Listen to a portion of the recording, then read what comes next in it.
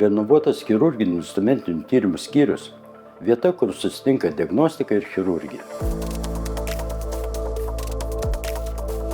Tyrimus atliekame skubios pagalbos stacionariniam ir ambulatoriniams pacientams. Dirbame greitai, tiksliai ir glaudžiai bendradarbiavime su visais ligoninės skyriais, kad kiekvienas pacientas gautų reikiamą pagalbą bet kurio paros metu. Endoskopiniai tyrimai – mūsų stiprioji pusė. Šie tyrimai yra vienas tiksliausių diagnostikos metodų ir padeda gydytojams atsakyti į kylančius klausimus, bei greitai pradėti paciento gydymą. Tyrimus atliekame naudodami modernes, minimaliai invazyvias priemones. Skyriuje veikia modernus endoskopinis kabinetas, todėl neretai diagnozuoti ir gydyti, pavyzdžiui, pašalinti polipą ar sustabdyti kraujavimą, galime tos pačios procedūros metu. Tai leidžia dirbti dar efektyviau ir saugiau, o pacientai greičiau atsigauti. Pasitelkę funkcinės diagnostikos tyrimus galima įvertinti, kaip dirba paciento organai. Skyriuje funkcinė diagnostika apima 4 sritis. Širdies veikla,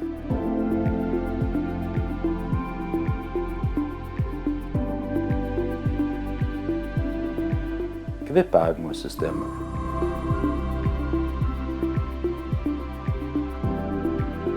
galvos smegenų aktyvumą, periferinių nervų ir raumenų veiklą. Pasitelkę šiuos tyrimus galime anksčiau nustatyti sutrikusią funkciją ir pradėti paciento gydymą. Ultragarsiniai tyrimai – vieni dažniausiai atliekamų mūsų skyriuje. Per metus jų atliekama 17 000. Tyrėme pilvą, skydliaukę, krūtinę, širdį ir kitus organus. Ultragarso kontrolėje atliekame intervencinės procedūras. Ten, kur reikia didesnio tikslumo, deriname kelis metodus kartu.